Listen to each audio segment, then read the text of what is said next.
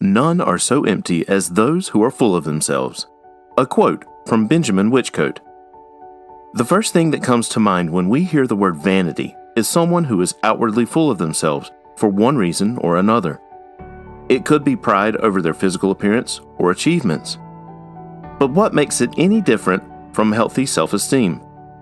And is vanity a sin according to Christianity? Before we delve in, take a second to subscribe to our channel and hit the notification button so you don't miss our next video. Vanity is a sin. There are no two ways about it.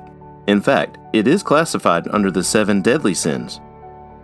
The main difference between this kind of pride and self-worth is simply comparison. According to the theory of social comparison, self-esteem crosses the line over to toxicity the moment we start to compare ourselves with others. Vanity in particular occurs when you begin to consider yourself better than some people, or become obsessed with those you feel are better than you. These thoughts are all-consuming, and whether physical appearance, career achievements, or any other kind of success, it is almost always followed by a major slice of humble pie from the world. We have already established that it's considered in most religions a sin. For some perspective, here are some of the most famous quotes about vanity by great men of God. "Meaningless, meaningless," says the teacher, "utterly meaningless. Everything is meaningless." This is from the book of Ecclesiastes, chapter 1, verse 2. There are few people in the Bible or in the world in general who can say they have tasted true vanity. King Solomon, who wrote the book of Ecclesiastes, truly had it all. He had power, wealth, popularity, and a pretty awesome relationship with God. And if biblical accounts and the hordes of women after him are anything to go by, we can conclude that he was a good-looking guy to boot. However, he had the wisdom to understand that at the end of the day, it didn't mean anything to God.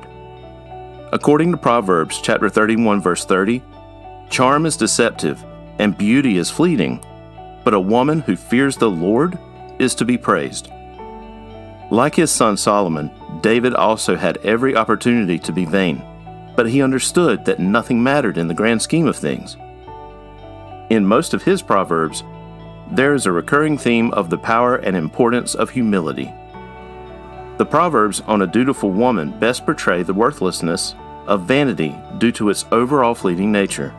But the Lord said to Samuel, "Do not consider his appearance or his height, for I have rejected him."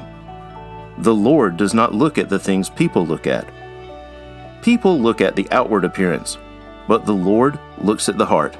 A passage from 1 Samuel chapter 16, verse 7. Even the greatest of us can sometimes be blinded by vain filters of life. The biggest mistake is thinking that God values the same superficial things that we do. Samuel learned this when he was called to crown David, a scrawny nobody, to be the king of the Israelites. With all the quotes about vanity we have looked into from the Bible, we can only conclude that all that matters in this world is our relationship with God. By all means, cultivate a spirit of self-love and appreciation of God's blessings over your life. But do not, even for a moment, let yourself believe that it was all you or that it's all that matters. That is when self-worth becomes vanity. What are your own thoughts on vanity? Share it with us by leaving a comment below. And, if not already, hit the subscribe button and like this video. Keep in touch with us by clicking the notification bell. Don't forget to like and share this video too.